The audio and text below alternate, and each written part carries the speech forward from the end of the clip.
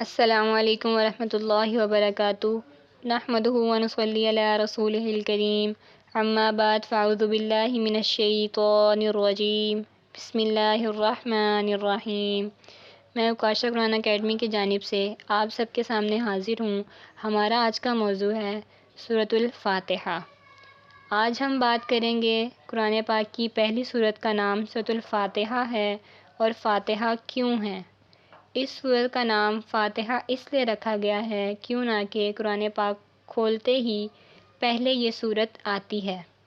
قرآن پاک کو کھولنے والی ہے یہ سورت، جیسے قرآن پاک کو کھولتی ہے اسی طرح اس سورت کو پڑھنے والے کے ذہن کو بھی کھول دیتی ہے کہ اللہ تعالیٰ کی تعریف کیسے کرنی ہے اور اس ذات کی صفات کو کیسے بیان کرنا ہے، اور سیدھی راہ کون سی ہے اور الٹ راہ کون سی ہے۔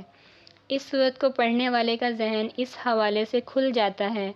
اس سورت کے اور بہت سے نام ہیں، اس میں سے ایک نام سوال بھی ہے کہ اللہ تعالیٰ سے اپنی عاجزی اور انکساری کا سوال کرنا، اس کی بڑائی کا ذکر کرنا، یہ سب چیزیں اس سورت میں شامل ہیں۔ اللہ تعالیٰ قرآن پاک کی صحیح سمجھ نصیب فرمائے، آمین۔ جزاک اللہ خیرہ۔